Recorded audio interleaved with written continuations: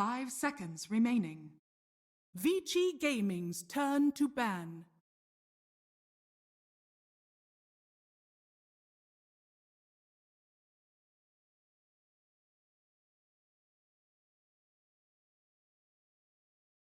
TNC Predators turn to ban.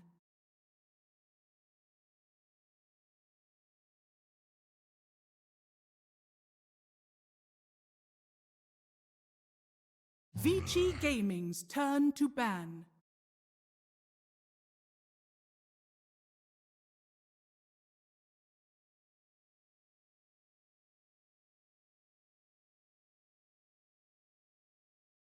TNC Predators turn to ban. Vici Gaming's turn to ban. TNC Predators turn to ban.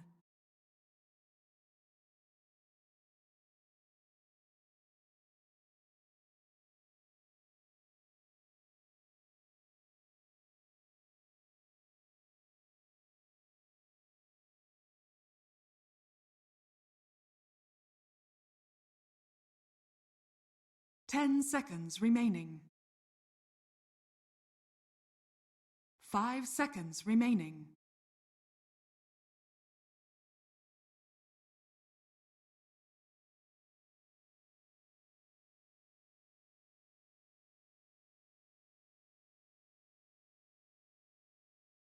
Vici Gaming's turn to pick.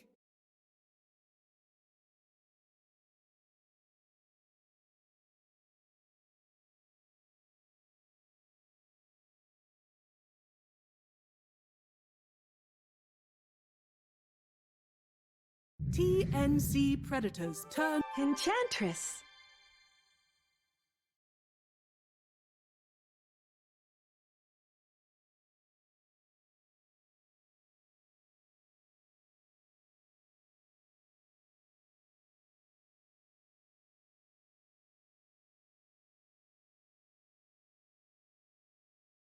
Ten seconds remaining. 5 seconds remaining. TNC Predators turn. Ancient apparition.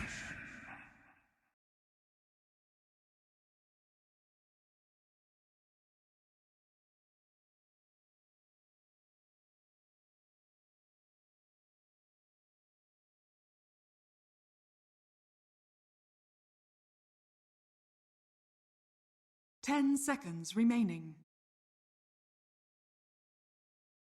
5 seconds remaining. Vici Gaming's turn to pick. Send.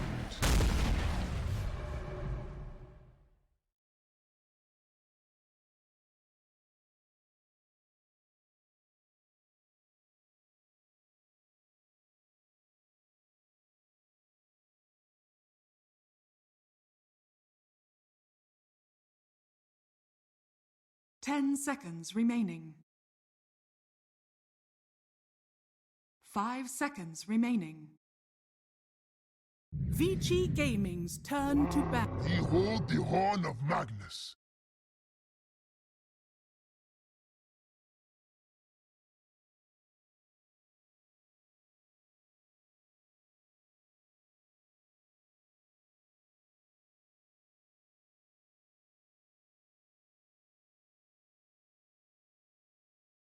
Ten seconds remaining. TNC Predators turn to ban.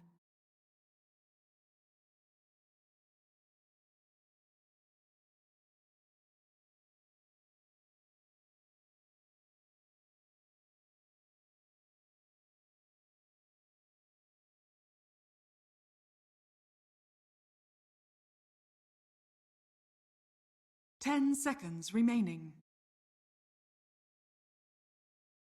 5 seconds remaining.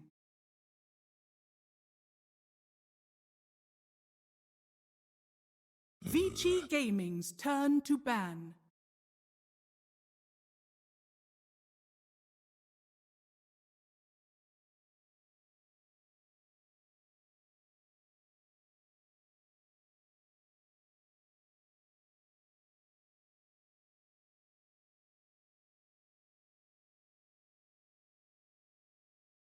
10 seconds remaining.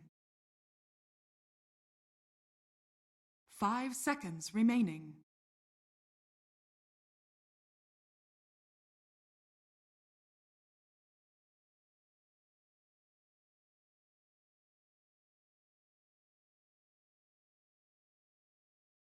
TNC predators turn to ban.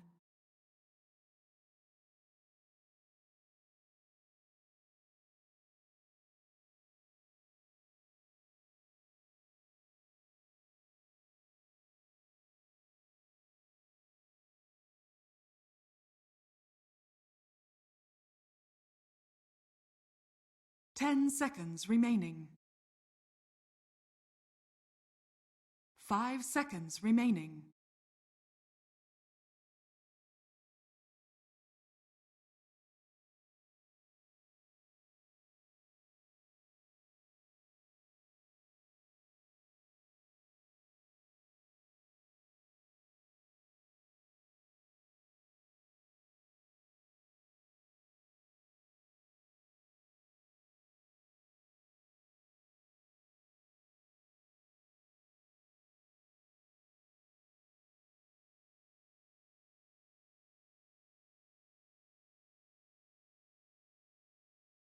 TNC predators turn to pick. Vici Gaming's turn to pick. Tiny.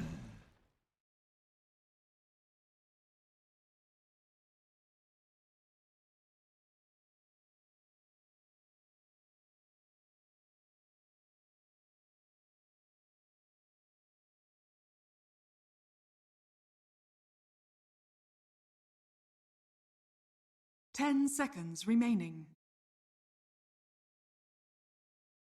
5 seconds remaining.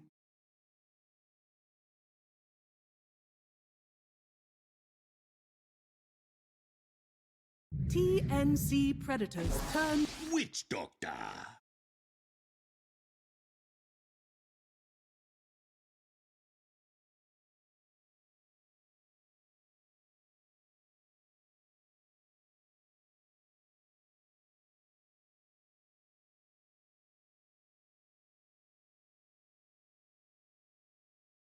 10 seconds remaining. 5 seconds remaining.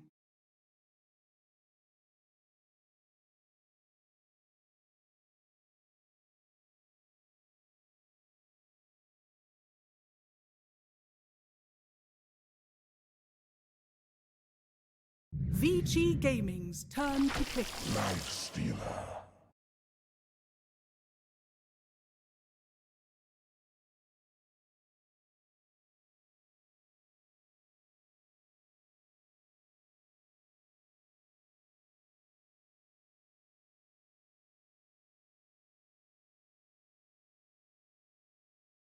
10 seconds remaining. 5 seconds remaining.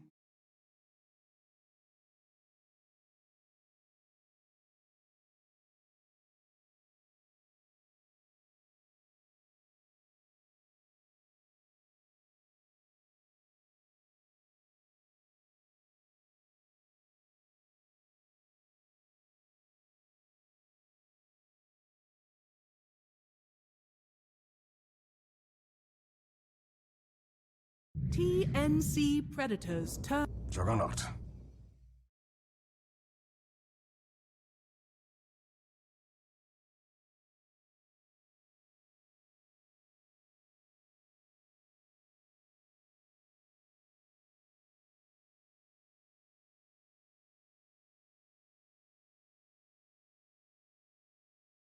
10 seconds remaining.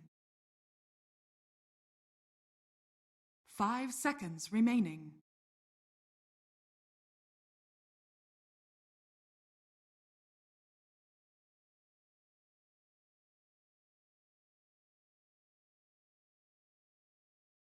Vici Gaming's turn to ban.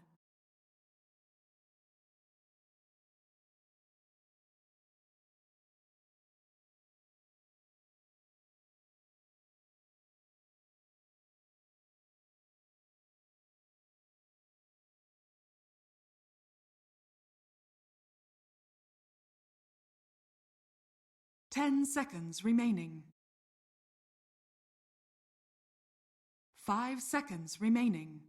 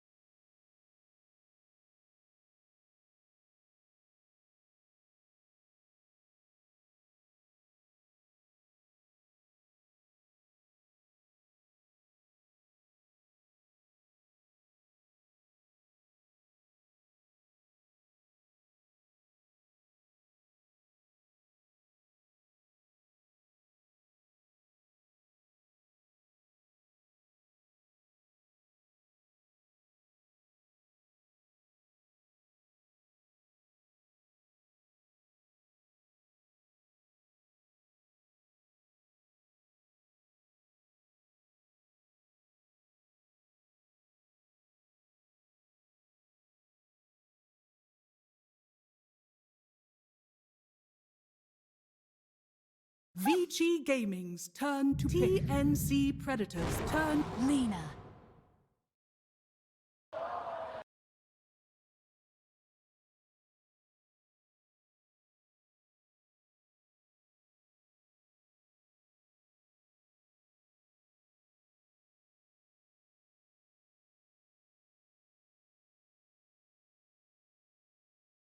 Ten seconds remaining.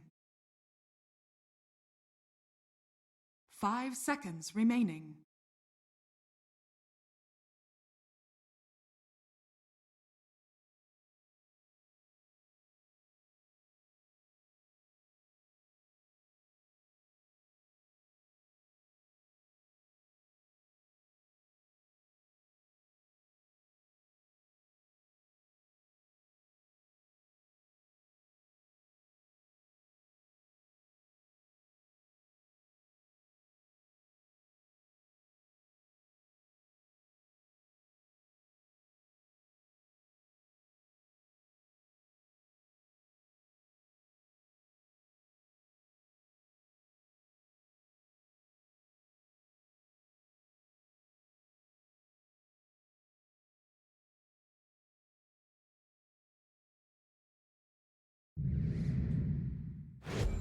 Queen. Choose your hero. Pain.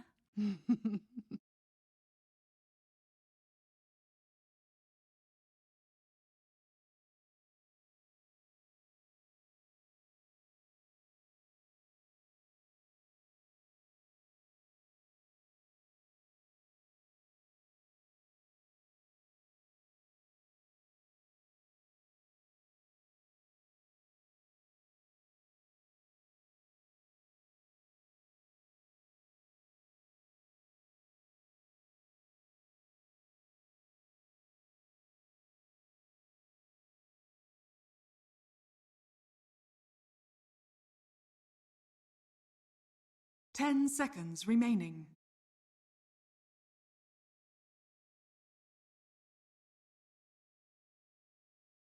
You know, it's a beautiful time when BSJ's sitting there saying, you know what, TNC's got to be aggressive, because that's exactly what we want to see, Sind. Yep, it is, and this game is definitely a clash of styles. Vici Gaming, toward the end of the groups, I want to say, started playing a little bit slower in some of their games, and they've taken this style into this game. And I share a lot of the reads and thoughts of the panel and BSJ here as far as what the strengths and the weaknesses of each lineup are. And my biggest concern for Vici Gaming is, how do you find fights? You have your catches skewer and cask. It's almost you have to go back to the old Magnus was like, I blink instantly RP and then skewer back. But he's a position 4. He is a position 4. It takes a while to get those items out. So no, it's going to be tricky, I think, for him to get these things done in the game. And when you look at TSC's lineup, it's the other way around. They have plenty. Tiny, who's probably going to get a dagger. He is position 4, so also a bit slower, but Sang Ping is a great catch. They have the Infest into Queen of Pain that can potentially jump the back lines and get kills. But at the same time, he'd be slightly playing on a timer, not too good at taking towers. Yeah, that's what TNC always plays like. You got to have them be aggressive. This is what it is. Just run forward. We have our combinations for kills.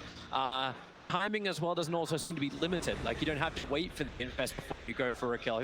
The draft panel was talking about this tri-lane that they could actually get away with running if you want to get up in the face of Vici Gaming. If you want to try and restrict this area that Vici needs to farm up, needs to be able to control to make the most of that in power.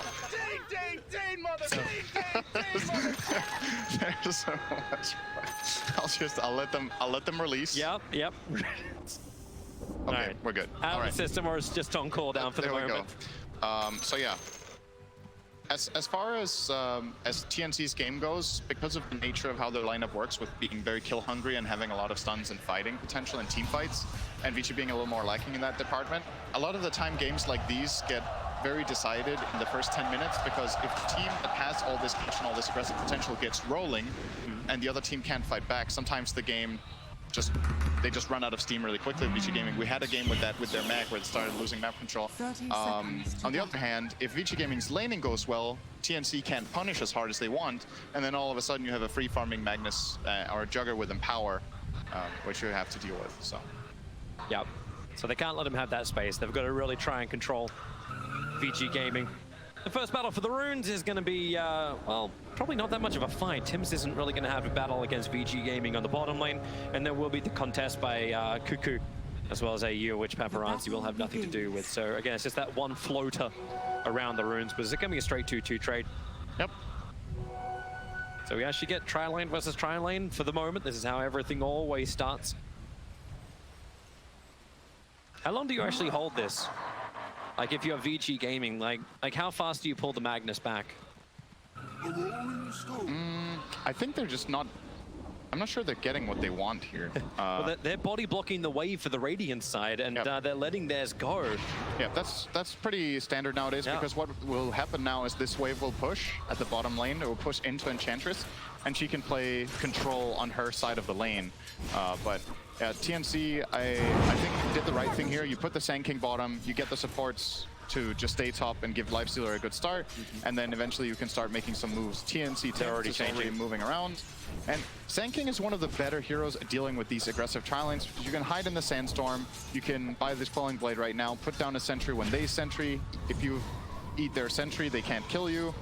And I think there's only one sentry in play here for Vici Gaming, only one on DY, as Magnus is already left and is going top to help Yang. Yep. After the switcheroo. They both were holding it, but you're right, it's moved off that bottom lane. Still wait for the time for it. Tims and Darmel trying to play against Ori. Normally it's meant to be a little aggressive early on, especially with the Tims Tiny. Always looking for the right opportunity to attack. Same time, Gabby. Greatest thing about a Lifestealer, you've got so much sustain in your own lane up on that top, so you're going to be okay.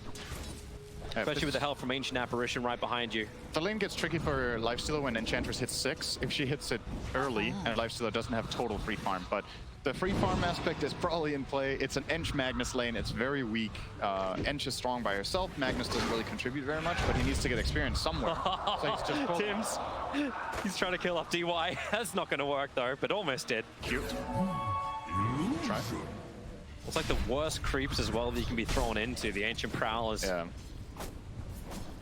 But yeah, Lifestealer will be okay happy up here. I think the challenge for Vici Gaming in their safe lane is to get Yang 6 as soon as possible without giving Fade no game on the mag. So every minute he will pull this camp, more than likely.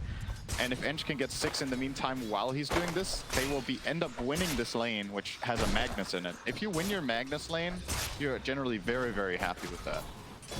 It doesn't even have to be a huge one. Even a draw most of the time when you have a support mag is a great outcome.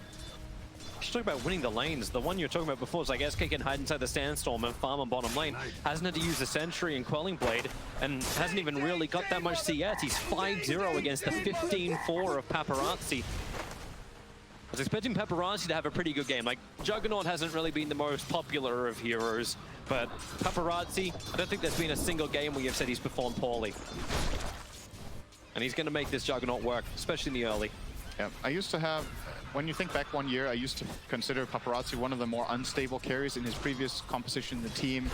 Would sometimes overextend, would make reckless decisions, get killed too much for a carry. I think he has improved a lot lately and really bumped himself up to the top of the list of of the best carries in the world. Just mainly, it's not really his mechanics that have improved that much, it's his decision making. He just understands the map better, knows the limits of his heroes better, and it's showing in their results this year. I feel like I also like on both of these teams as supports that make space for a lot of these cores too. Like DY's been having a great time, but here comes your toss as Tim's going to work very early on. Paralyzing cast make a difficult move forward. The avalanche buying space combining with the fire strike. This will be first blood. Going the way of Gabby. Paparazzi, there's no real way he can intimidate them to get off his support. That's great news for Gabby to get the kill. 300 gold, it's the same as 6.5 creeps. Regeneration. Now you're gonna have to have the swap going around, so Sand King will still stay bottom for now, looking to pull. And I guess he's waiting to see what Vici Gaming's rotations are. Now that Enchantress has TP'd bottom, they might want to swap something around again, and that looks to be the case. Gabby is now starting to run across the map while Sand King stays bottom to face the Enchantress.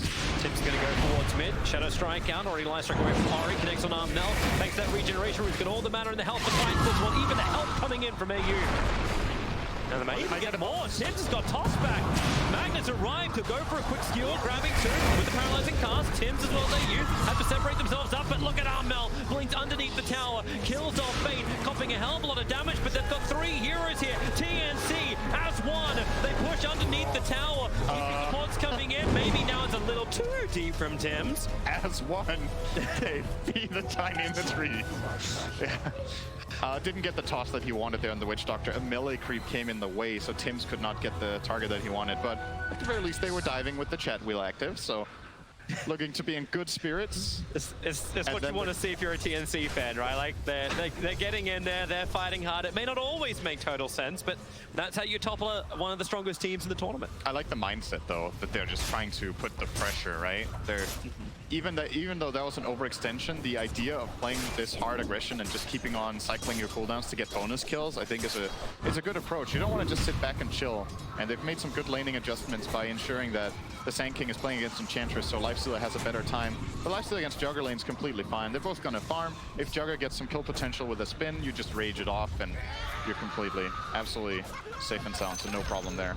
Vici Gaming, however, are still the ones with the early lead. They've just got the better gold out of their lanes overall mid lane. Ari's being attacked, so will Elgato. He's going to run straight past him, looking for the primary kill. Onto the Lina, toss him up, throw him down. Okay. He's dead. Yeah. Confirmed dead. Confirmed. And they did this with the Siege Creep alive too. They might want to keep this alive, but they can't do it. There's no additional creeps, no glyph. And this will not turn into any tower damage. Something to keep in mind, as we've talked about, this team doesn't have the best pushing potential, so you really need to play around those catapults. And the gank timing was good, but the wave was dead. We're going to go again. Lina nuked it out. Wait, hang on. There's a sentry ward down. Tim's is... he's playing because he thinks he has the advantage with the extra information, but Fade's here. DY will start with the Maldic, skewer him over into Ari, combining with the Laguna Blade. Tim's, man, I know he wants information. I know he feels confident, but that Maldic pop is going to finish him off. And yeah, he wants to get in here. He wants to get information in the enemy jungle because obviously you're playing against the Magnus and power lineup. They're going to be stacking camps with a Jugger to farm later. And while Jugger is farming and playing defensively in the jungle, the Enchantress can just play super aggressively in lanes because she's so hard to kill. And that's a nice balance in this lineup, is the pressure that can come from that hero as well as the Lina pushing out waves to keep TNC having to go back and defend, clearing up, giving them that space. Here they go again with the Observer and Sentry. They're making sure Ori can't see him coming right up the hill. They'll block TNC into the mid. Paralyzing cast can make this a little bit more problematic. Ori, he's getting a lot of damage out. Hey, you're going to go down. Ori will still fall for this course, but Yanks had time to TP over. Armel TPing out. One more in with his health. Feel the damage. And Armel, just not enough time on that TP to get away to safety. Yeah, they were super ready to help out there. Might see a bit of a change up from Ori in this game. Maybe getting a little tankier in his build would be super useful. They seem to be targeting him really hard. Maybe getting one bracer or a raindrop. Anything that could give him just that little extra time for them to connect, and this could go even better. He's already had 3 of the deaths of the 5 kills the TNC has claimed. So they're targeting him really hard, but guess what that means? That just means the Enchantress and Jugger are having great games. And now that Gabby's playing against Ench, you see the problem. He's getting zoned out, won't be able to farm here, and he's going to leave this lane. It's not feasible for him to stay up here. And of course, You have him power lineup.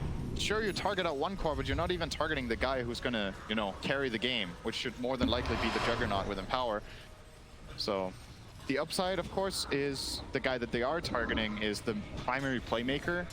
And if you stifle Lina a bit, Vici Gaming will be playing more defensively, but so far it's okay. They're getting what they need. Yeah, TNC need to add more pressure.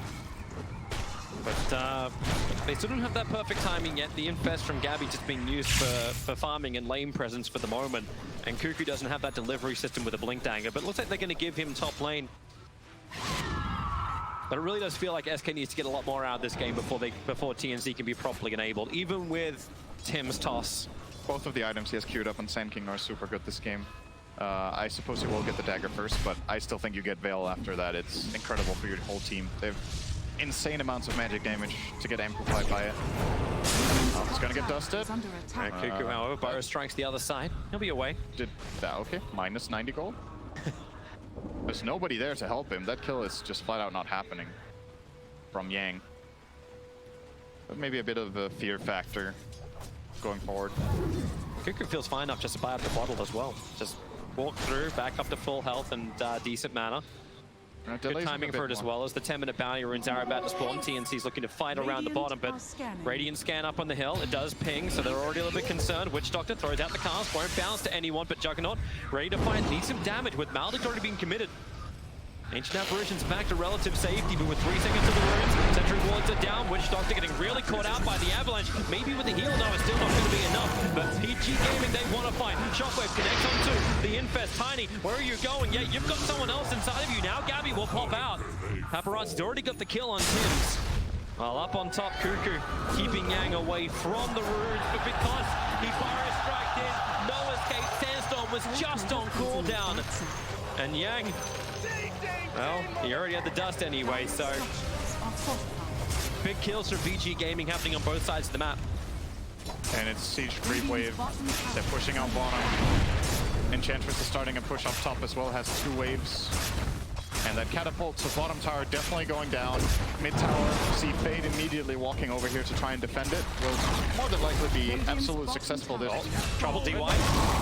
Nah, Tims has already killed him. Yeah, he's dead. That's really high levels on Tiny. Level 7 now, minute 10. That's great for him. He's been involved in all of the kills. All 7. 2 kills, 5 assists. Cores on Vici Gaming are happy. We talked about this is the early game, the early stage of the game. Skewer underneath the T2 tower in mid. Fade. Sonic Wave pushes him back. The Shadow Strike was going to kill him, but uphill. Really trying to push the issue. Ori will arrive, but it's all a little too late. So another extra kill going the way of TNC onto Fade, but where's the tower damage? Are you limiting the Vici Gaming lineup from getting what they want accomplished? They got the bottom tower, they're almost getting the top tower, and this is the farming side that's doing the pushing, right? This is the lineup that you expected would maybe be a little bit slower, and they're still the first ones to get a tower and almost get the second one. So very good news for Vici Gaming. The Ice Blast is coming in, they just have to hold him there, and they're able to do so. Yang! Nice execution. Felt really good about pushing the tower as well, but the Midas took out the catapult, and then the push power just came a little too slow, and still by himself.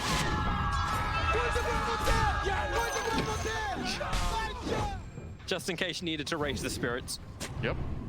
So VG, like, you've still done heavy damage to the tier 1 tower up on top. You've taken the bottom tier 1 tower as well. Is this that point where you're actually happy to let the tier 1 tower go to the TP in? This is pretty dangerous. Well, here comes your avalanche already. DY, open wounds done, can't move away. Paralyzing cast, making it difficult for TNC to instantly disengage. Paparazzi has the Omni Slash available. Here comes your Ice Blast, however. Yang and Paparazzi both getting chilled to the bone. And they need more help to arrive. Fade's thinking about making his own play. He's going to skewer himself away. He wanted to skewer into the RP if he really wants to have the fight, but maybe now Ori can find an exiting hero. With a Light Strike array, they control Cuckoo. He'll Power Strike away, but because he's been dusted up, one more attack. He went down to 18 HP. The Shockwave, it pulls him back. Down to 29, they still need one more. The Flame will reach from afar. Ori channels the power of the dragon. Really nice Grab the Sand King. Super good spell casting. They hit so many things right on the edge. The Shockwave was great. The Dragon Slaving in, just barely clipping. They get the impetus off as well before he gets down. Super nice from Vici Gaming. And I thought they were going to lose this tower and maybe a couple of kills, but they end up holding it barely, and they are the ones rewarded with a tower kill. They get this on the Jugger. He's now far ahead of the curve. He's right in front of 3 heroes. And yep. But But he's not looking up. All right. Maybe old Paparazzi would have farmed that camp. But new Paparazzi. They were hoping for it. The Ice Blast just flew straight over the top of him. Version 2.0 does not make that mistake anymore. And that's the kind of clean, sharp play. That's the reason why a lot of people were backing Vici Gaming coming into this TI. Yep. Like even over teams like LGD. So Fade's getting his time to farm up inside the jungle. There's so much space in the jungles. DY earning all the fantasy points by stacking every single possible camp he can. You love that, don't you? Do you have it in your team today? Of course I do. Oh, of course. Of course I do. Like, you're 14 minutes into the game and he's got 13 fantasy points. That's how fast DY moves. Oh, he also has a haste now, so yeah, also moves. That was the intended visual pun. Oh, I didn't know you were looking at that. I'm looking at my own stuff. I'm looking at everything, man. I see all. Gabby takes the tier 1 tower up on top. Actually, he misses the last hit on it, but still be a tier 1 tower dropping. The mid tier 1 tower is being chipped away. Fade will finally come out and defend that. But Vici Gaming starting to have some damage done to their map control, losing the tier 1 tower up on top as well as mid. This is really going to start to feel a restriction and an opportunity for TNC to at least gain some vision. If you get those ops down, see where Vici is moving. I thought Vici were not going to fight the top tower, but defend everything else, or try to defend everything else in the game. But showing that they already want to defend the top tower, I think they're willing to fight for every tower on the map. The question is, are TNC? They're getting a bit surprised here in mid, have to pop the glyph. Ice Three Blast heroes came out. Support's arriving as well. The Ice Blast into the back lines. He'll connect over only on Fade. Kucho and Armel TP'd into the side trees with Tims. But Vici is fine with this. It's still going to be a 2-2 rune trade. Yang still building up, and if TNC want to fight, Vici are more than ready. Level 2 Omni Slash. The Manta Style is freshly done over on Paparazzi. Ori with the Yule Scepter knows he's able to control or potentially escape. The only thing they're really missing from this fight is kind of Fade's Blink Dagger. Then it feels a lot better for Vici. Then there's that initiation you were talking about. And they don't have to brute force this mid tower, but what they're accomplishing by going there is they're forcing TNC to react, and that means they're not making their own moves. So it's the good old saying, right? Sometimes a good offense is the best defense. Is that how it goes? Yeah, Something like that. Sometimes the best defense is a good offense. Yeah, other way around. No, but it was the same thing I said, just in the other order. But anyway, you get what I mean. You play aggressive, and in return, you end up defending your mid lane. Because every time they make the move first and TNC react, it's a win, as long as they're farming too. So stretch that as far as you can, right? You know you're not playing the highest stun teamfight lineup, but if you can get skirmishes going and make TNC move after you, it's good news. TNC still have more time to wait before they can fight. We actually thought the Cuckoo might go the Blink Dagger, but he went Veil and now is going into the Blink, so it still feels like it needs both items. Almost the downside about Vici Gaming, yeah, you could farm up inside your own jungle, but because these tier 1 towers have been taken out, there's some safer areas for TNC to farm on bottom lane, because Vici don't want to keep pressuring this. In fact, Vici, they're looking for their own kind of movement. TNC is smoked up looking for something on bottom lane. No one's coming to contest that. Once again, Vici arrive at the tier 1 tower in mid. Did you notice TNC's movement there? They started making their own move toward bottom. Vici started pushing it toward mid, and they have to cycle back in again. Pushes Yang out, saving himself. And now the Ancient Apparition trapped underneath the Juggernaut. Sand King is dying in the backlines too. The Maldit, I think, is actually going to end up popping him off camera. Yep, that's what happens. Yule Scepter, it's just to catch up. Armel can't move anywhere with the TNC are playing stuck in the mud, and no one wants to run through their legs. Perfect fight from them. If Yang could have somehow not been clipped by the Ice Blast, that's the ideal fight, but they still got that on him, so they get the 1 kill. But again, TNC trying to move bottom, Vici immediately pressure mid, TNC cross back, and then they lose that fight and the tower. And it doesn't look like much with a 2k gold lead, but this kind of lineup hits this point of critical mass when Jugger becomes a monster. He is so far ahead already, 2,000 gold ahead of the Lifestealer. And if you keep letting this guy farm up, give him an Aegis, he's an excellent high ground sieger too. And he's always got so many damn stacks. And we're actually seeing this moment again. So the RP, while the Omni Slash was still going, just gives Paparazzi that triple kill. It's like, yep, okay, nice. Nice. Ice Pop. Yeah, looking for fade. Avalanche, toss combination. This is what TNC wanted. Even though the Blink Dagger gets bought by Fade, he won't lose any money, but they need to be aggressive. And now Lifestealer caught out. He'll reach up quickly. Just wants to run out, but he cannot make it to the creep. The Death Ward able to continue to reach out, not to mention all the Ori buff. That's the first reveal of the Shadow Blade too. He only just got this. Yep, this is not that common of a Lina build nowadays, but immediately put to use for a great kill. It's a good way for them to catch the Queen of Pain as well, and another escape tool. So, yeah, it seems like every time TNC get even a little bit going. It's like, yay, we got this mag kill. Oh, we lost our carry. So the trade-off once again against them. Now it's a 3k gold lead for Juggernaut. Well, what do you know? He gained another 1,000 in 1 minute because of the kill on the Lifestealer. Yeah, he's almost finished his Skadi. Like, we're 20 minutes in. He's got enough to pick up the ultimate orb, just needs the money for the point booster now. Ice Blast is flying again. This one will be short. If it did connect, Tim's was there ready to go, but he'll deward the sentry instead. Just pressure being applied on all sides. Cuckoo's trying to keep him out of the bottom. He also now has the Blink as well as Veil. Gonna bring in this team fight from TNC. And if it's just not a team fight, at least a pickoff. Yeah. It's starting to feel a little bit tricky right now. I think they're gonna wait for the Lifestealer Radiance, and then that's a timing that they want to try to find a team fight. They have other items, though, which let them fight. Like, obviously, Ancient Apparition is able to enable Tims, as long as they have a setup and he can go from range with the Ice Blast. But the Orchid build over on Queen of Pain, this comes around the 20-minute mark. Is there enough momentum in TNC to actually justify an Orchid pickup? It's just not very good, this game, is it? Like, Juggernaut has Manta Style, he can remove it. The Lina has Shadow Blade and Yugos, she can remove it. And the Enchantress has Force Staff, so if she gets Orchid, she can reposition herself. There's just very limited plays with this item. I think, sure, maybe you can get the Magnus or you can get the Witch Doctor, but it's not the way you want to start the fight going on the Witch Doctor. So it's a bit tricky for TNC, honestly. Like, when this Radiance comes out, let's see what they're gonna do, because it's one thing to have the tools to fight with. Will you find the fight too? You can't just go to a tower and be like, hey, Vici, come at us, we're stronger than you, come fight us, because your tower push is atrocious. It's pretty bad. Like, Lifestealer needs maybe a Desolator before he truly starts hitting these towers, and he can't realistically commit Rage to do tower damage, because then he exposes himself to getting killed off afterwards. And he's not going Desolator yet. The Radiance just got completed and Armlet's next to the quick fire. I mean, he wouldn't go Deso second item anyway. Yeah. So it's just, just means it's like, it's that time you now have to wait. This time right now is when TNC's strategy is meant to be ahead and destroying the opponent, and it missed. Just didn't happen. So now you're back on recovery mode, plan B. Vici's ready to fight. They smoke up. 4 heroes together.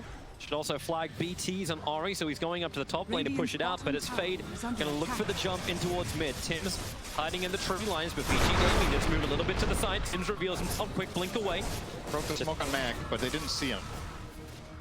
Okay, extra TP coming in from Cuckoo. Arriving under the Shrine, 4-man smoke from TNC. Probably feeling that they have an opportunity, and they definitely do. Blink, Fire Strike, combining with the Ice Blast. Enchantress very much got out. The full stuff, out dodge the Ice Blast, but the Solid Wave has to commit, put him down while Tims catches D1 in the back lines. And that's what TNC want. A chaotic split from Vici Gaming, not in the position that Vici wanted to fight. Yep, they couldn't RP there, and they got the easiest to kill heroes caught off first. The Enchantress dies very quickly if she gets hit by all this magic burst.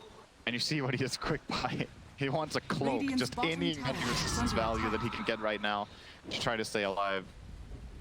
So it's good kills, but still no tower damage. The wave's still not good, and they're going to be forced back. Vici's going to look to fight the second the two are up again. There's a double damage ring. Ori actually gave his bottle over to Juggernaut, so they're able to bottle this DD for as long as they can.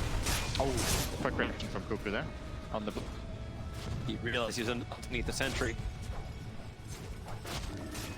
But this battle for vision's definitely kicking in now. DY already gets rid of the northern sentry, puts it in an observe ward. This information around Roshan begins Can the team really go into the pit though? Like, can they actually take Roshan without... It feels like there's enough of an answer to whoever is first to start it. If you go in there as Vici, you're kind of risking a lot, because if an Ice Blast flies on you, you're setting up the same king to jump in, you could suddenly start losing multiple heroes in the pit. And if you're TNC and you go in there, well, that's the problem. You can't kill Roche. So let's see how much damage Arby has got. Tim's actually able to get the avalanche off, moves into the tree line, needs 2 seconds, 1 second, got attacked, just tosses Tim's away, needs some more time, dodging, no he can't. Here comes the rest of the support. Paparazzi, Yak, they've arrived and Tim's will die in the trees. But there's still a 5-man commitment from VG Gaming coming to the bottom lane to kill off the support. Yeah. They're gonna leave Jugger down here to push the tower, and then I reckon they might rotate the Enchantress up once her TP is ready to try to make a fight top as well. Jugger has his ready. Yeah, look how fast Ori is moving over. Instantly stopped with the Kuna Blade. RP comes out. You are going nowhere, Armel. They just used every stun available, and the Life Stealer, who was just around the corner, still was just like, I cannot help. He can't help. The guy I was looking for to help there when they jump in is the Sand King, but he was showing in mid, so they made it very easy for Vici Gaming to make the decision to go. As soon as you see, this is something we've talked about on previous casts in this TI as well, is the problem you have when you're playing without save is you have to be extra wary of what heroes you're showing there, because you can't buy the time. If your guy gets jumped when you're splitting in multiple lanes, there's nobody who's going to protect this Queen of Pain and keep her from dying. Sand King is your best bet, but he's mid. At Observer Ward, they're trying to use it again to get the initiation off. There's still 30 seconds before the runes are up, but they see that double damage Juggernaut, and they're definitely thinking twice, but there's no RP available. And now the jump comes in, a Bar Strike being used defensively from Cuckoo. They're really running scared here, TNC. Yeah. Like, if this was TNC with confidence, they would have just instantly gone. That's a double Bar Strike into possible AP into, like, glory. I don't know if it's that easy. If they're all there, if you TNC, your eyes light up for it. If they're all there and they hit all spells, maybe. But you've got to be super wary with... If you're committing on Jugger and you don't kill him, he's going to turn around and kill 2 or 3 heroes with Omni Slash. Like, that's the kind of Juggernaut game this is right now. He's just so far ahead of everybody else, and they know it too. It's very obvious in the game that Paparazzi is way ahead of the curve. And TNC, I agree with you. They should be trying to find that TNC let's go spirit, but there's always 2 teams in the game, and if the other team doesn't present an easy opportunity, it's easier said than done. Vici Gaming are not giving them many openings to take a fight. TNC are keeping a close eye on Roshan. But that's the opportunity that they're really hoping for. Vici feel confident they can move inside the pit, and it gives TNC that clustered team fight that they need to force VG into. That ain't happening for the moment. Paparazzi just continues to farm up. That butterfly is rapidly approaching. Ori's having the same type of thing. BKB is done. It's huge, this game. Oh, he's going to steal the arcane rune from right in front of a Cuckoo. You'll Scepter on. Ori's going to hit the Wire Strike array, but a Power Strike does get Cuckoo into a relatively safe position.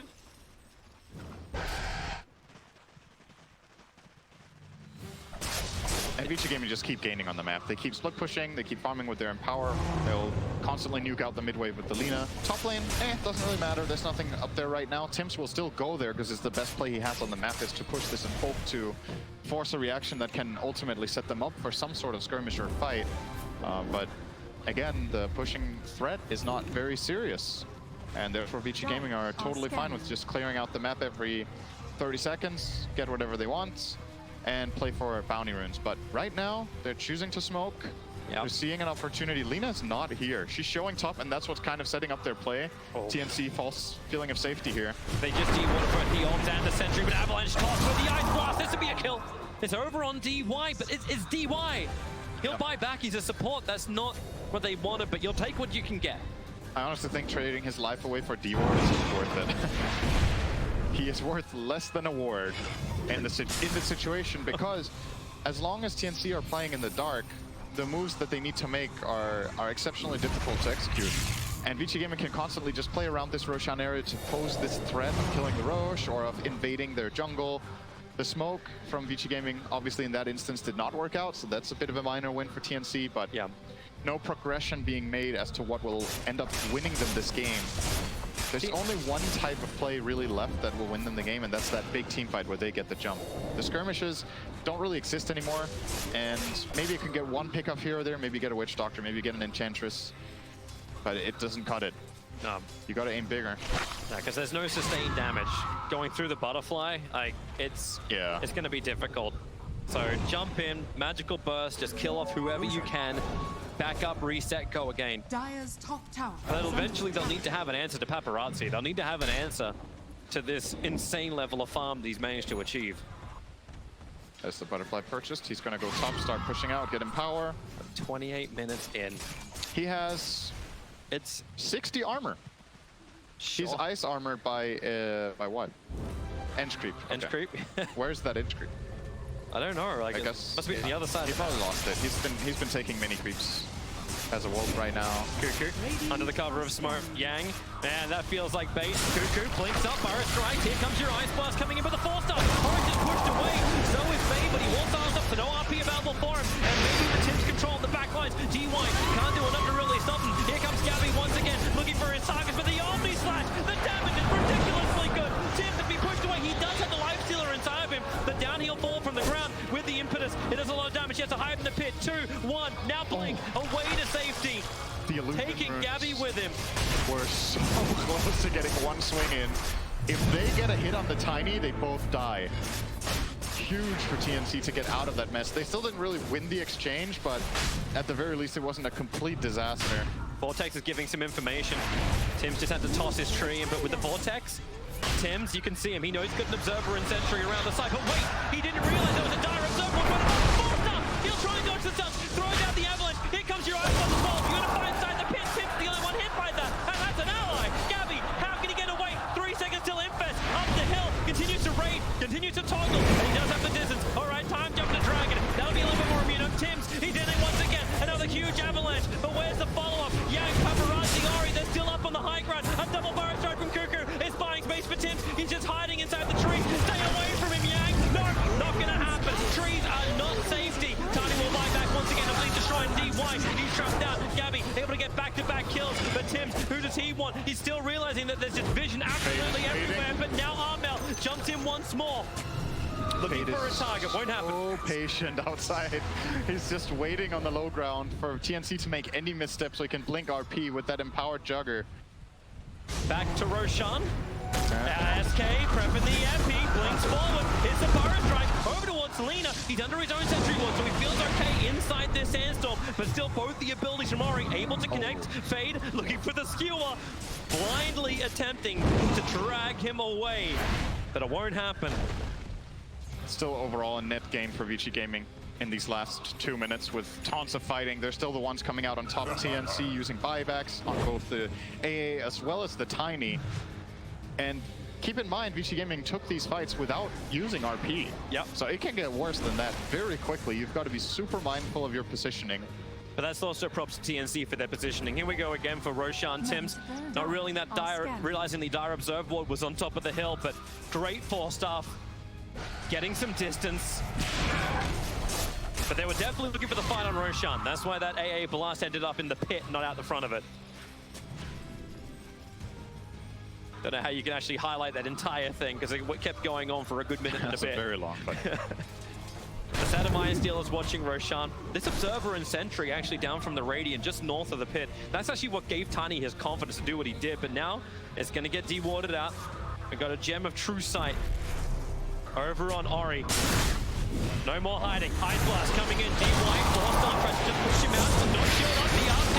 It does get Jack Gabby. He's raised up the side wave. It's huge from Armel. He blinks in with a scream. Cuckoo needs a distance. Burrow coming up cooldown. Now he'll die through the middle of the burrow.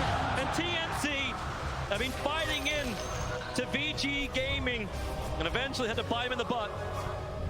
1 support, the 2 cores, 3 cores. It feels so hard to play Queen of Pain in this situation. You want to blink in, you want to cast your spells, but you're just exposing yourself to the jump bots. Oh, back out again. Take the paralyzing counts. Where is the kill going? A Byron strike! Huge from Cuckoo! Combining with Gabby! He actually gets him best! And also the Icebox Paparazzi! It doesn't clip him! He's just fast enough, but it's not fast enough to run away from Gabby! He's just gonna stay right on the back of that one and move to the next target. Enchantress just above Roshan. Ori's trying to force Gabby away inside the jungle and down the hill. Another Yule Scepter. Up he goes. Light Strike Array follow-up won't happen. and Rage is there to protect Gabby. As TNC are on the retreat, now it's TNC who forced the buybacks out from Vici, Jug, Mag, and Witch Doctor all committing them. That was huge from them. This combination is massively important for the outcome of this game. If they are to win, that's the play that did it. They're going to finish Roshan. RP's down, so they're feeling confident about this. I think Vici are going to let them have it. They can't. Oh, watch Fade, watch Fade, watch Fade. He wants to jump in, and okay, no, stop watching Fade. It ain't gonna happen anymore. I stopped watching Fade a moment. Okay, maybe we should start watching him again. He may actually go down, overstaying his welcome. The Ice Blast comes in. He'll shatter with a Burst Drive from Cuckoo. They keep the control up. And Fade dead for a very long time. He committed the buyback before, so TNC, the pressure he gets in hand, they're going to push down mid. Yep. No RP for 60 seconds. And that's the big teamfight tool that they have to be scared of when they're playing into Vici Gaming. But now that it's not available, sure, there's this strong Jugger, but he doesn't have Empower. Empower is dead, RP is dead. They might just choose to go high ground with this. It's not going to be that easy, but it's easily the best opportunity they've had all game to do something big. They need some good wave clear now, VG Gaming. It looks like TNC, they're not going to push the issue. They're coming back, they're looking towards the jungle. The Juggernaut's already grabbed the bottom lane, it's going to push out with his Manti units. Man, I would have loved to see them go high ground there. I think this is a missed opportunity. I don't think it's going to get much easier than this. You have this Aegis for 5 minutes. You can start poking this tower, see what you can get out of it while Empower is not there. Now instead, you're going to be facing Vici Gaming at more than likely full force when it happens again. I reckon they will be smoking for the Bounty Rune fight. Potentially, if there is a smoke available. There is one on DY. He's not pulling it out, though. Just yet. No, he's spending his time taunting in front of the tier 3 tower with paparazzi. Just like, okay guys, let's get back into this. They're actually pinging out where they believe the observer ward is, and they're actually 100% right. The sentry is in range, but someone needs to actually cut through the tree before they'll see it. But don't worry, that's why DY's got a Quelling Blade. Nope, that's the wrong one. Wow, it's actually going to stay there. All right. And that's 4 runes for TNC as well. Tims grabs the top one. Now, X put to work with Laguna Blade. Ice Blast flying forward. Ori moves away. But the money starts rolling in. Not that much though. Like, we're still changing the graph around. It's about 12,500 be the net worth going the way of TNC. It's back to around 7.5k. It's back to 5. The experience is swinging up too. It's actually kicking. Yeah, it is. The graph is not keeping up with the board above. And the win expectancy went from clearly in Vici Gaming's favor to actually slightly favoring TNC now all of a sudden. Big, big loss from Vici Gaming in the last 5 minutes. Still feels like Vici have a lot to work with though. They do, absolutely. Because they just reset and start this all over again. You've lost a little bit of map control, but you've got everything you need for a team fight. You do, but if this Roshan situation doesn't happen, you've got the game completely under control. And instead, you open up an opportunity for TNC to get a couple of kills and an Aegis. And suddenly, they now, it's not just, you know, they're getting towers because of this. They got the mid tier 2, they're getting the top tier 2 when everything was on lock. The map is going to feel open. And there's right now it feels like there's a lot of pressure on Fade. On his Magnus this game. He's super good on this hero, but if you're playing against world-class teams, it can be difficult to find that great RP. It doesn't have to be multiple heroes necessarily, but he needs to find the right guy that he can connect the Jugger to, kill with Omni Slash, and snowball the fight from there. Man, Tims, you're living life on the edge when you go and do that. He just, oh, TY, Fade. Can't get close enough to him. They knew he was up in the trees. He avalanched the Juggernaut underneath the tier 3 tower, blinks, 4-staffs TPs, and Nomi barely gets out. But you're definitely seeing like that kind of play. That's confidence there from TNC. That's them looking to have Tims jump in and not even just try and find something now, but always make Vici Gaming look behind them. Yep. Play the erratic style of Dota that TNC is able to crush teams with. So what big... Oh, they saw the smoke. They never de-warded the ward, and they actually smoked at this exact spot. TNC know it's coming. This could be huge for them. They can bait the Lifestealer with the Aegis in front. Where do you fight? Where do they want to be? On their own high ground. If they run into Lifestealer, he can just straight run into them and start this fight off. It seems like a very odd place to throw down a sandstorm, though, because if Vici Gaming see this, it's like, this tornado does not look natural. Alina does have the Scythe to open with, and they do have the BKB on Enchantress as well, so these new toys for Vici Gaming can become very useful. Also, BKB on Jugger, 10 seconds on him. They don't find any opening. No, but they did see the Kobold Soldier moving around, which kind of told them that TNC was up near the shrine, or at least one player was. So they were a little bit more cautious about moving forward. So just leave 2 Observer Wards behind. But yeah, man, they really need to find the Observer Wards, like, it's 1 minute and 42 seconds away from full duration. But it has definitely done its job. Now TNC can look to fight on their own terms. Yep. Lifestealer for the first time as well has actually cracked the top 3, the top 2 in the net worth position. I say that as Ori just gets a little bit more farm. But like, but yeah, he's caught up, right? Yeah, you're keeping up with it with the Magnus empowered lineup. Obviously, Ori doesn't get anywhere near as much from it. Aegis down. Yep. Waited out the time. And this mid lane is being a bit annoying for Vici Gaming. We'll have to deal with it. They're actually going to TP back the Magnus. Just full on retreat. We're not going to push out any more than this. We got it across the river and a little bit further on bottom. Time to take care of the lanes. Stabilize again so we don't get caught. And just farm the triangle as well with Jugger every minute when it respawns. It feels like a lot of safety. Yeah. So only a couple of years ago when TNC actually came to the playoffs at TI, it started just toppling down teams because they thought, okay, yeah, we'll just keep fighting into them. We'll fuel the beast. And VG understand, they just got to change the tempo up. What was it? Like BHA was saying, like, as long as you can control up the map area, you'll forever scale with this empower buff up. Yeah. But when do you reach the limit? When does Paparazzi hit a point where it's like, okay, I cannot grow anymore? Well, it's not only Paparazzi, right? It's not the classic way of thinking about Magnus and Power with these other 2 heroes, but both Enchantress and Lina are actually hitting hard. Lina went for a physical build.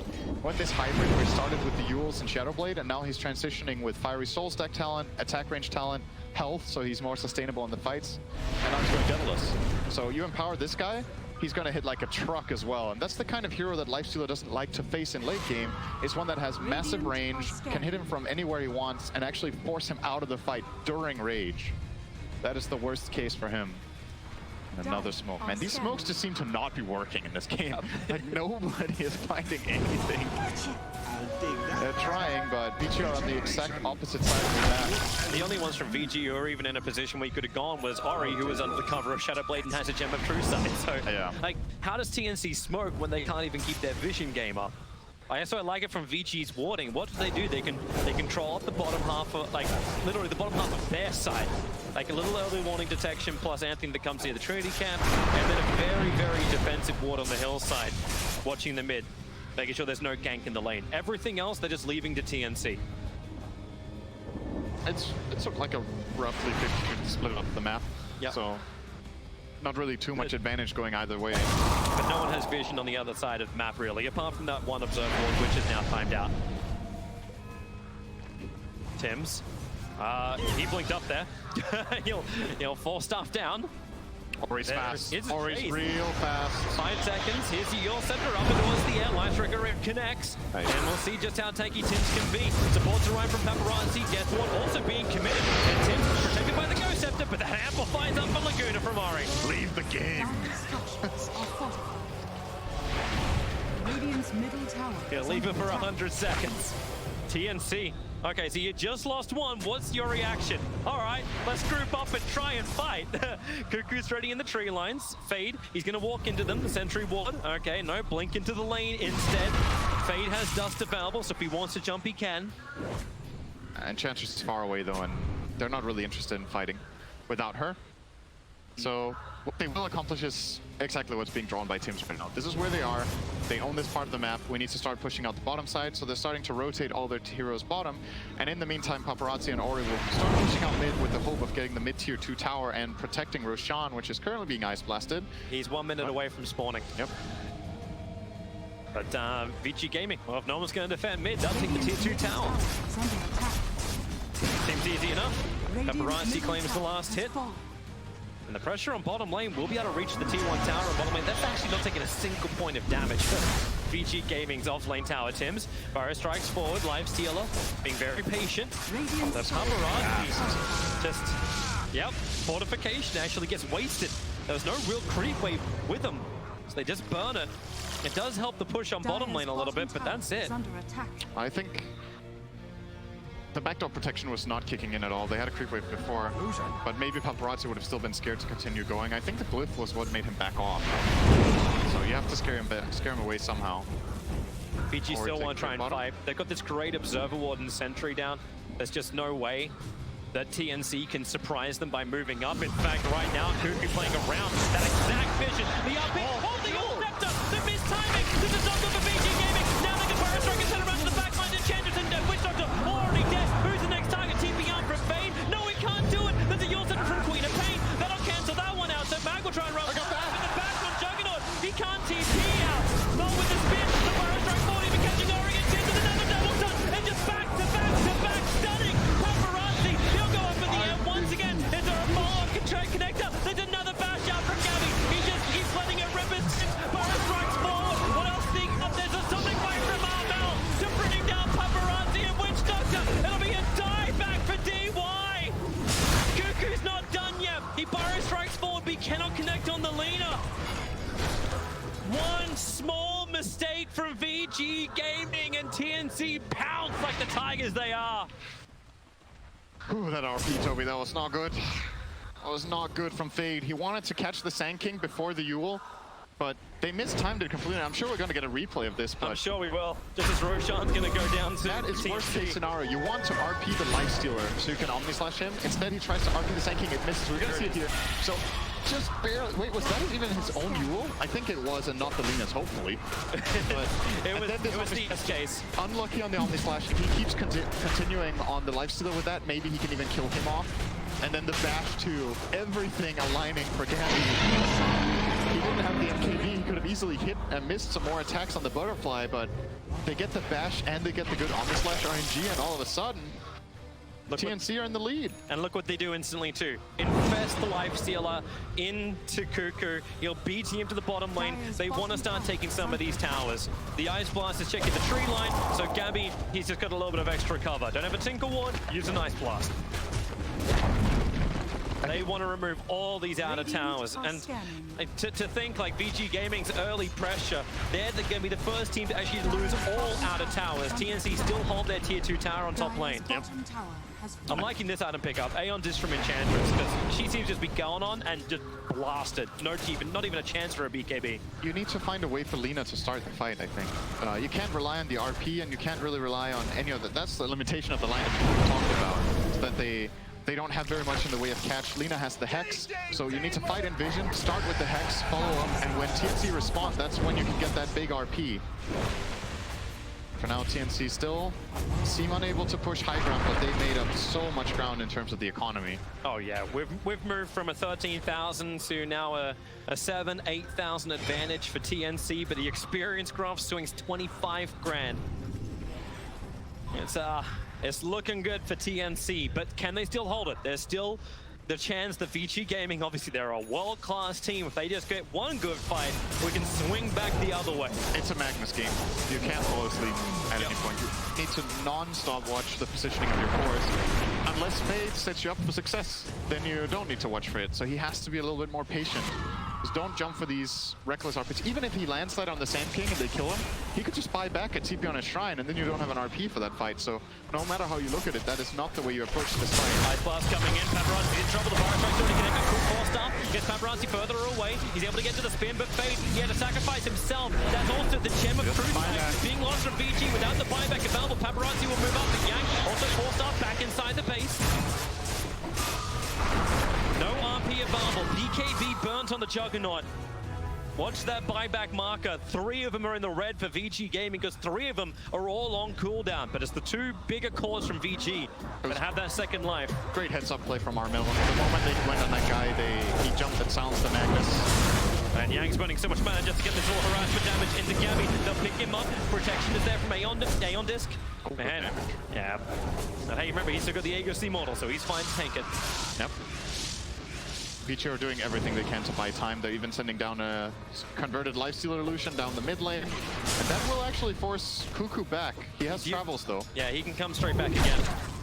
But it's buying that time. Every second right now is about getting Magnus up and alive. You've lost so much damage when this guy is dead. And power is for Jugger, and power for Ench, and power for Lina, and that RP. It's very, very important. Fun item for Paparazzi to finish. Refresher Orb just sitting in the backpack for the moment. He needs everything to fight, but I think he also understands, like, Juggernauts really fall off once they've already burned the Omni Slash. Yeah. Now he's able to have it twice, as well as the BKB twice. I think he's going to activate his Omni Slash, and then he's going to swap it in for Phase Boots, and then refresh and go for it again, or swap it in. You've got to swap it in for Phase. Yeah. He needs everything else. Jang, there's your jump in. Ice Blast is coming in towards the Enchantress. The force up will get around Paparazzi. Already the spin. Armel's in pretty deep. BKB also backed up, stunned up, maybe a little too deep. Armel, he's almost down. He never even was able to trigger the shield. With the green play, the RP from Bane.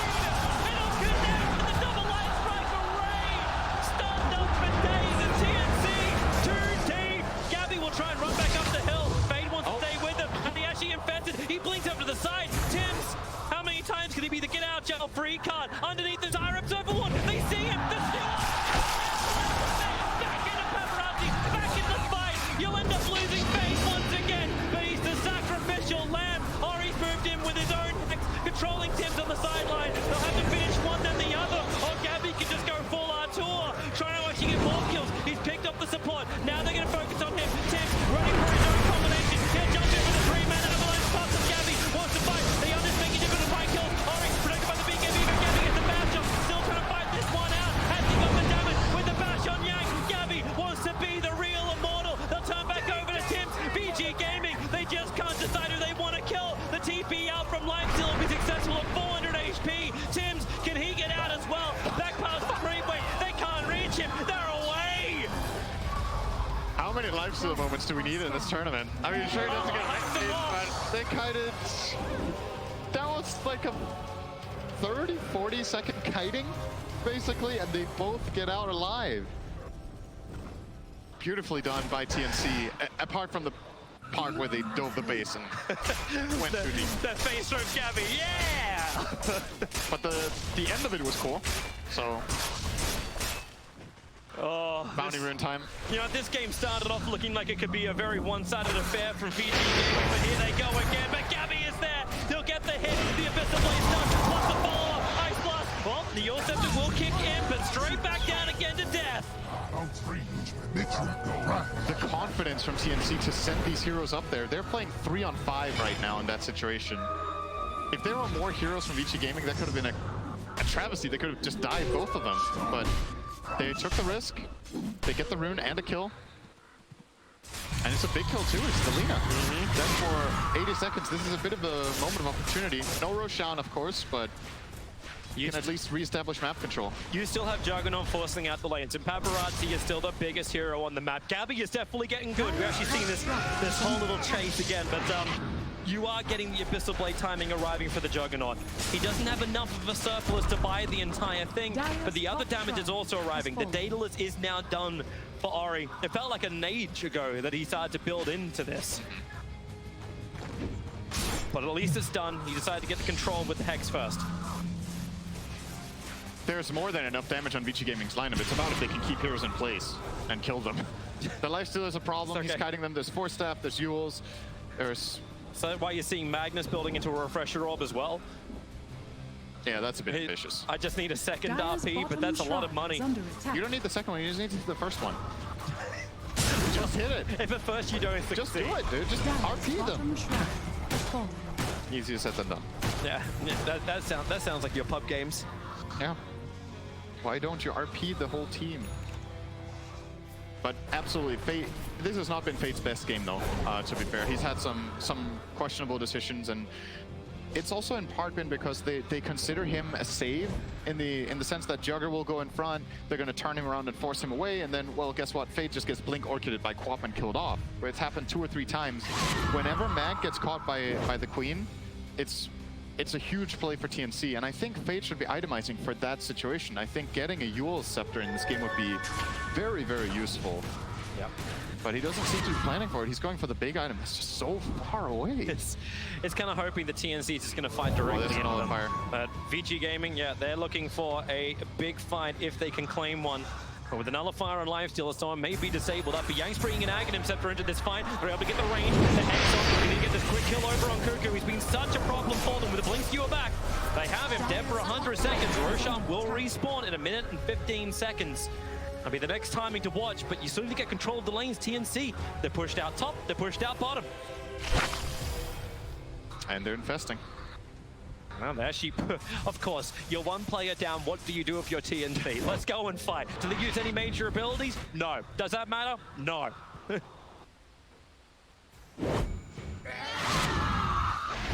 The surplus is almost enough for the Juggernaut to buy the Abyssal Blade. Feels like Paparazzi kind of needs that. So much space is being created by Gabby just by getting this initial jump in with Burrow Strike, the perfectly timed Abyssal Blade, and then he's even getting bashes on top of this. Just because of that insane attack speed he's able to achieve. Yeah, I'm not completely sure about Ori going for this MKB instead of maybe a Lincoln Sphere. For that exact reason, like you're getting blink stunned and you die in the fight. That's just the life of Lina late game. You're not a tanky enough hero, or Tim's. Oh, he's just sitting there in lane. He's looking trying to play for it it. out. How much damage have you got, Ori? Putting it to the test from inside the trees. He's a little bit more. Ghosted will protect. The rest of BG around Roshan, but Ori's just going to do the solo. Tim's is down. Very nicely done. And Roshan spawning in 3 seconds time. I think that was actually a perfect kill. I don't think he could have done anything better. Look at this from BG. They know Yang's the one that could be protected thanks to his Aeon Disc. They'll get rid of that vision of TNC around Roshan. And they're not. They're actually going for more. They're coming over. 4-star Finn. That long range damage, but that's why Glimmer Cape, level of protect is available, but he comes in range with the that Aghanim Scepter buff up with Empower. And Yang just Impetus talent, damage talent, Empower, the 2 range items. He 3-shot the AA. now they go for Roshan. Nope. Ori wants to finish that top tier 2 tower with Paparazzi. The creep wave will probably do it for them. Well, they're coming back over. They want Roshan still. And the creep wave actually doesn't do it. You've got Cuckoo and Armel. They have an infested lifestealer inside of Cuckoo. With the Gem of True Sight, what have we got? There's an Observer Ward to the north. There isn't a sentry, however, but Roshan's dying so quickly. If they don't jump now, they can never jump. Cuckoo looking for the moment. Go now. It's already too late. Aegis Immortal is taken. The cheese is up as well. Refresher Shark grabbed by the Enchantress. She won't want to keep that. That goes to the Magnus. That's how you get 2 RPs. Not buying a refresher orb. He lines up the Shadow Blade instantly too. That's how Fade was communicating with his team. He's like, I need this item. We need the 3rd Roche. My quick buy. If we don't get the 3rd Roche, guys, you know what I'm buying. It's like, I can't buy a refresher orb, guys. I'm too broke. Yeah. That Observer and Sentry needs to get... Well, okay, well, they'll drop the Sentry anyway. A little bit forward. Yeah, you see the obs, guys. This Enchantress is starting to be a really big problem now.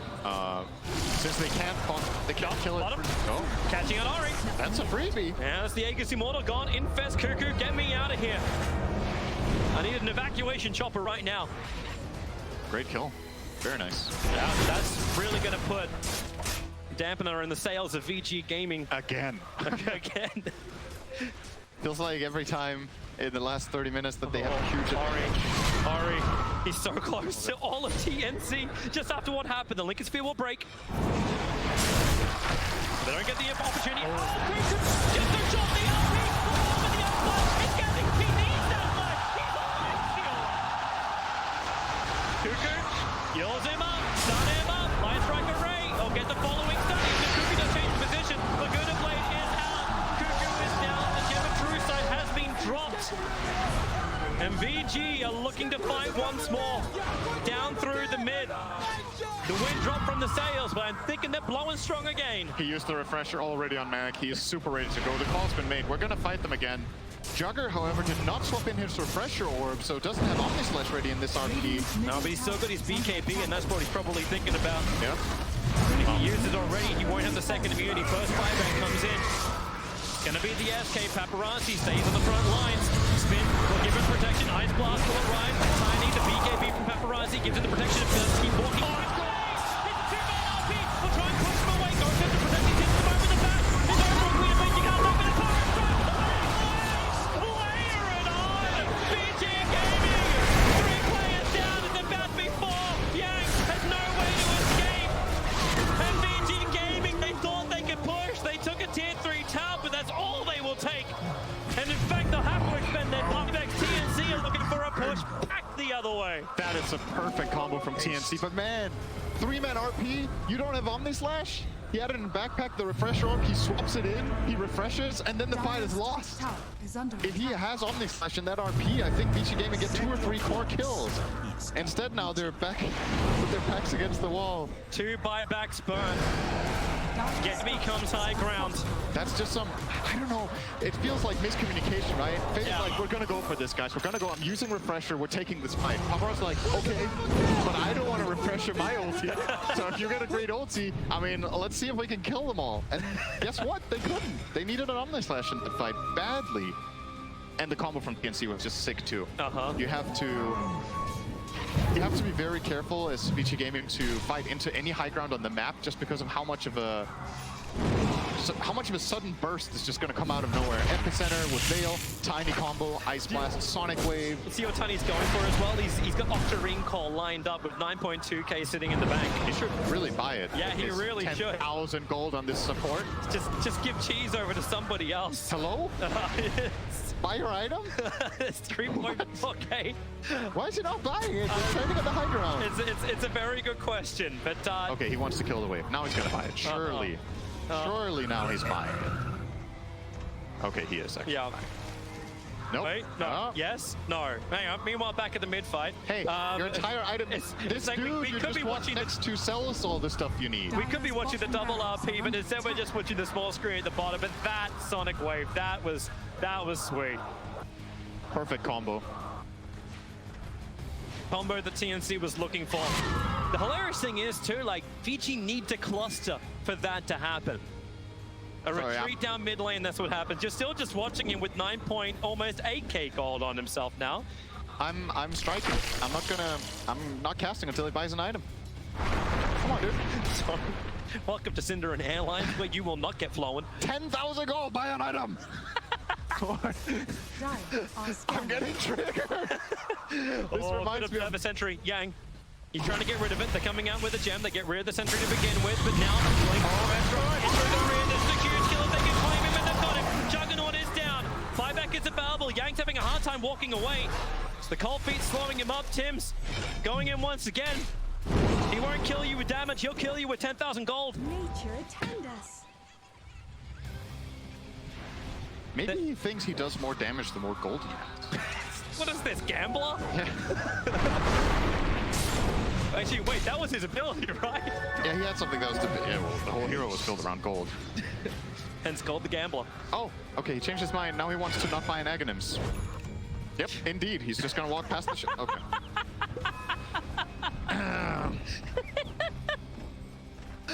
Oh, Tim's, get something, please. Buy a moonshot for somebody else. Yeah, like, sure. Gabby will take a moonshot. He has 9,000 surplus. I mean, the explanation has to be he's really unsure what the best item is. He just can't decide what he wants. Can we just have we need to have a conference. The fate of TNC must be decided in a committee.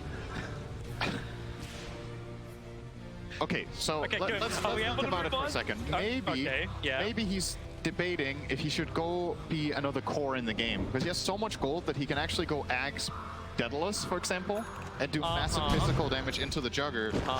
Because he was hovering the Octarine, and he was like, maybe this is a better way of doing it. Okay, he's gonna buy the Axe. Okay. And Daedalus. That's because Ancient Apparition has already bought his Aghanim Scepter, so he's waiting for the big surprise combination. He was waiting to have the gold for everything at once. Yeah. He checked, he pulled out his calculator. It's like, what is... I don't remember how much expensive these items are. Plus a surplus of 900 gold. It's all part of the plan. This is why you don't question a pro player. He was hovering an Octarine core for like 3 minutes before. Okay, that's why you question a pro player. But yeah, okay, Tim's is dangerous. Okay, back to the focus. So much damage now. Tim's does a crap ton. He doesn't have a Faceless Void to combo with, but that's fine. We're 62 minutes into this game, and Vici Gaming are just trying to keep their lanes pushed out. TNC are doing a very good job of keeping them down. Maybe not exactly where Faye wants to be, but he's checking hillsides with the gem. TNC ended up not pushing with the Jugger kill too. They actually didn't force a buyback, so Paparazzi gets to have this buyback in the defense. Yeah, that's a good board to keep up. How many buybacks do you have available? You've still got another 3 minutes to count down for a lot of the Vici Gaming players. But the same thing can be said for the Lifestealer. He's dead for a while. But they're coming out, Vici. They're on a ward mission. Either that, they're on a rune mission, but I hate to tell you, it's been taken. There's no double damage for you. Roshan may respawn in 15 seconds. But they've come out. They're not under the cover of smoke. They're not under any observer wars. In fact, they're just putting down Roche wards. That's what they're preparing for. But Infest into Cuckoo. Is it go time once more? The Radiant scan hits perfectly on Vici Gaming. And they're actually crossing over even further out. So what Vici are doing is they're leaving the Lina in base, who has Boots of Travel level 2 and buyback. So worst case scenario, she gets jumped and killed, but she has the buyout. Best case scenario, this squad that they've sent out on a mission will find something that Lina can teleport into. Going forward, there's the jump forward. The Fire Strike well off target. Now it's our Melkor. He has to PKB and blink himself away to safety. Yeah, he's looking for the target. All the colors of the rainbow going over towards Gabby, dropping him down by half-life. But they got more. Ice Blast, that's coming in a little late. Don't trigger that one. Actually, no, he did. All the way back at Fountain. Information given. So SKBT's to the bottom lane. Again, TNC just turning this into a side lane push, but Roshan spawned really early. So he's already available for everybody. And this guy comes with everything. He's the Super Size Me Roshan. Refresher Shard, Aghanim, Scepter Upgrade, Aegis, and Cheese. He comes with everything. I feel like it's a McDonald's menu. Well, gotta put it in order first. Well, Paparazzi, order up. Goes in for Roshan. Oh, TNC cannot let this happen. There's no way they let this happen. They're so quick about it. The Dire is scanning. Here comes your Ice Blast. This will scan out what's happening. Roshan, he's taking a while to kill off. TPs are coming over. Cuckoo's already there. He's already got a friend inside. And now he'll walk out underneath everybody. But where's the catch? It's the Hex already over Narmel. Down the lane. The Shadow Blade from Fade. He wants the jump. He bought this item just for this to hit that 1 RP. So Ori managed to get the Hex off, but 4-Staff Glimmer Cape easily saves the Queen of Pain. And we're back to square one. Santon playing Fire Strike. Catches two with the Infest pop-up. They're able to keep the chase going. Who can they kill off? Magnus is low. He cannot be low. He needs to RP right now, but he's muted. Silenced up. 2 heroes down without the buyback. Mel's battling from the high ground, giving the extra space life to Ori. He's just trying to be the leader cannon up on the hillside. Run away. The bounty's not worth the Juggernaut. Just tips it back in once again with a double stun. The BKB is protecting Yang, and now SK's down. Buyback, you may as well keep this fight going.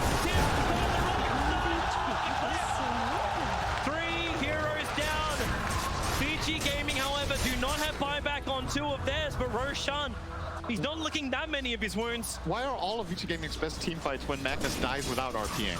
And all of the worst ones are when they RP. I don't understand, Toby. They perform under pressure.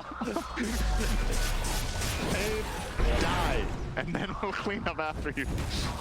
I mean, of course, the thing is, they do commit a lot of cooldowns, right? They put themselves in a pretty bad position to kill off this Magnus. They use Rage, they use Sonic Wave, and they use BKBs. So, of course, there's a little bit of logic to the madness, but these fights are so unpredictable right now. They're beating him. Ori also just consumed an Aghanim Scepter, so they're not even that confident they're able to grab this. They're not getting it, though. No, they're backing up. They're doing too much of the damage for TNC. Here's your buyback out from Witch Doctor. Where's the initiation? The tree volley arrives, but, well, that's a white volley. Enchantress runs up. He's not protected by that Aeon Disc. Is still on cooldown. Same for Paparazzi, both stunned up by the Avalanche. Healing ward down. Paparazzi doesn't have a lot of mana. In fact, he can't even spin and Omni Slash. And now Roshan may even die to volley. Another buyback comes in from SK. Vici, they still don't have the RP Magnus alive. They got what they came for. They forced 3 buybacks to defend this Roshan. Tiny, Lifestealer, and Sand King. And the Creepways are pushing in through mid as well as bottom. Yep. So their presence, or their lack of in the lanes, has definitely been noted. Is someone going to finally grab this gem at True Sight? It's just been sitting above Roshan forever. Tree tossing out, Lifestealer's inside the pit. Juggernaut, that's a lot of damage you can get in. Yang throwing out the pit, and maybe now, well, you've actually got the back down. They're going to get the kill on Paparazzi. Still lying back, but Roshan's already been claimed. Gabby's trying to grab absolutely everything off the field at the moment. The Aghanim's consumable actually went into the Sand King. So now he's got the extra range. DY looks like he's still got the cheese from before. All they had to use for that TNC was the cheese on Tiny. That was the only thing they lost. And they take a big win. Paparazzi, I think, was mashing his BKB to use it out of spin. And Queen of Pain was mashing her Hex. I thought, who does it first? And the co-op gets the Hex off. Very, very big in that moment. Oh boy, 67 minutes in. We may be testing the limits of what is the longest game in TI at this rate, but we'll have to crack an hour and a half to change those compendium predictions. This game is not even close to over. Nope. Sure, this Jugger buys back after this, but even if TNC take a lane of racks, there are plenty of buybacks at push back TNC so that are hard. down. They've used 3 buybacks themselves to get this Aegis, so they're not safe either. They're not in the clear at all. nope. It's Vici who want to fight.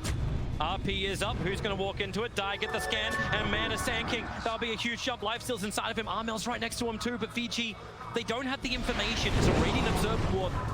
Just watching that movement down, playing under their own vision, TNC. I don't think they had the catch either. Lina was unable to get in. She doesn't have the Shadow Blade anymore, so has to get in and hex by just running up the hill. She doesn't have buyback, so she can take a risk like that, but Cuckoo's going for the tier 3 talent. Lifesteal can just pop out.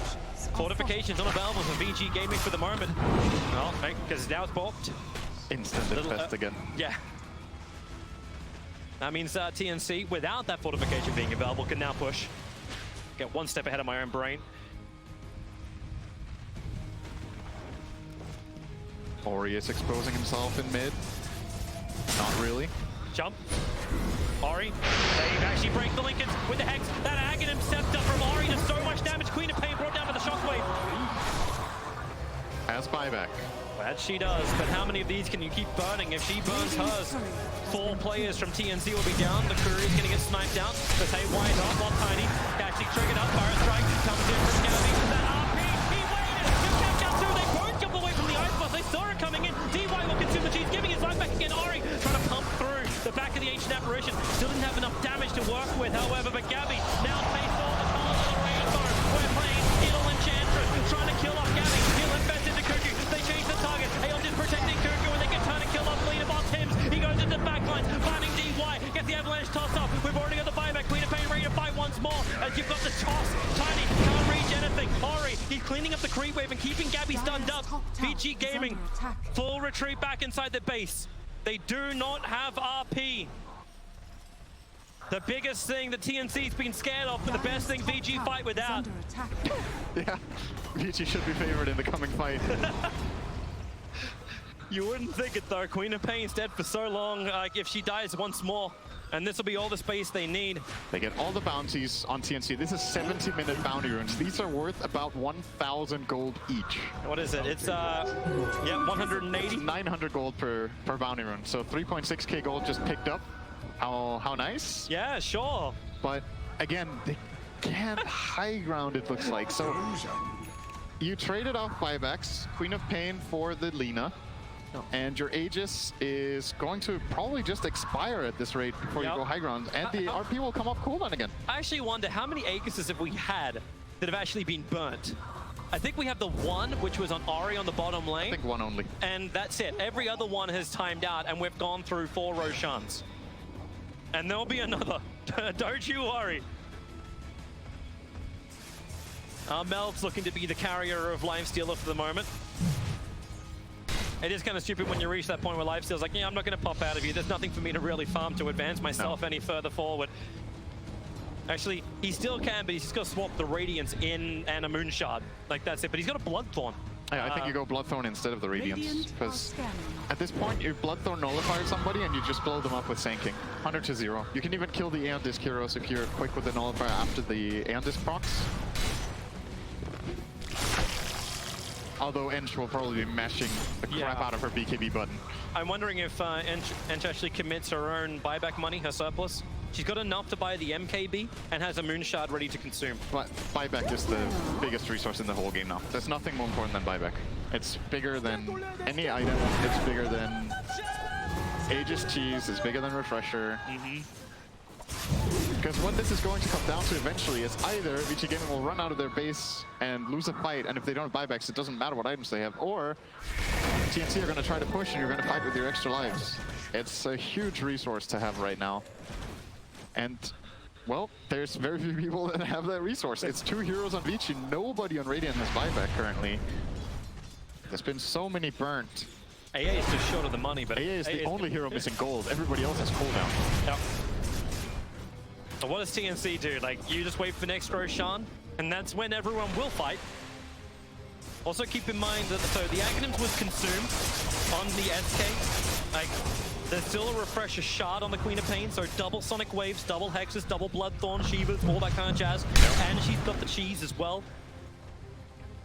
I wonder if we're gonna hit this kind of moment. So sometimes complexity can be a bit too much for you. Like, for example... Are you meaning the team with Kyle, or were you meaning what? Oh, Kyle can be too much for you. That it's not complexity related though, but when it comes to, for example, Shadow Demon, right? When you get level 25 in an X, you suddenly have 2 disruptions and 3 demonic purges, and you need to like cycle them correctly in the fight you want to use them effectively. You're reaching this point with Queen of Pain where if you overthink things, if you want to play everything perfectly, you're gonna get stunned and die. Like, you don't have to use maybe every single item in the perfect way in the fight, because you're going to overwhelm yourself, and analyzing and casting all of these abilities correctly is extremely difficult. So what you're asking for is a spray and pray. Not necessarily, just don't overthink it. Don't be like, okay, I have to BKB, I have to link in somebody while I'm BKB'd, use Shiva, Orchid, Bloodthorn, and Hex, all my spells, and then I can refresh and do it again. Because something is going to go awry. Like, there's going to be something that surprises you, somebody gets Force Staffed, and your entire plan is gone. Like, just make sure you get 2 good Sonics off and 2 Hexes. I think that's the biggest thing, maybe 2 BKBs.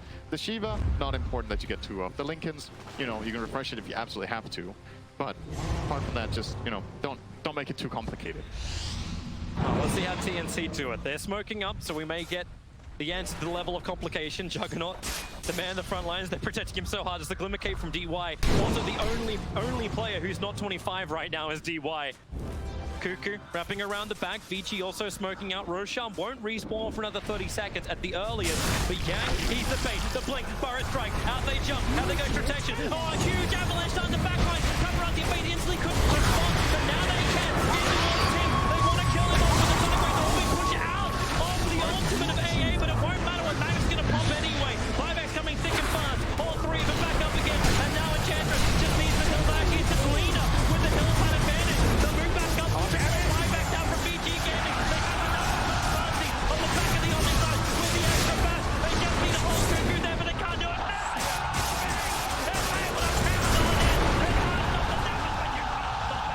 Armel could only avoid it. Blinking away to safety. Facial blink of cooldown 1 second time. Armel's feeling like they should already be there. Out of all of that, with the buybacks that were committed, there's still only 2 heroes who are down for the count. They finally had a team fight with 2 Omni Slashes. I think that's the first time in the game that they've managed to accomplish it. Paparazzi gets Omni Slash off, the Mag buys back, gets an RP, and they have the second Omni ready to go. But somehow, TNC didn't lose more heroes in the second Omni Slash. I think Queen of Pain just barely got out of it with the blink. Oh, Yang, the Burrow Strike. He was going for the rune right now. He's actually going to be Bloodthorned up. And how much control have they got? Yorceptor arriving. Fade, he may need to help out. A quick force up. Yang's going to BKB. Armel blinks himself forward. Well, that's not complicated, but that's daring.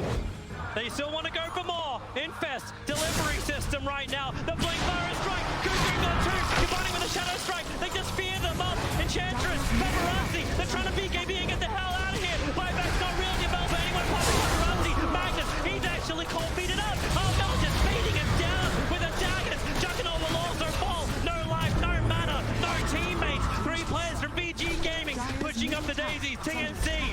Now they need to force the issue. They know the buybacks are on cooldown. They're going for the tier 4 towers. They're going to end this game right here, right now. And it's all because Vici Gaming wants to get this bottom bounty rune. They're not that important anymore! They could have maybe held for another 10 minutes or more in their base, who knows, but now they don't even get the chance. GG! That's it. They just call it 76 minutes in for, well, an anticlimactic end. All for greed. But TNC, man, they felt like it was opening. They chased it. They looked so far behind in just the early, like 20-25 minutes into this game. The probability didn't look good for them. The goal, the experience didn't look great. But a couple of great fights playing around VG Gaming, and TNC claim game 1 in this winners bracket quarterfinal. I did not think they were going to come back into this game, but they managed. It was an absolutely crazy game. Yeah.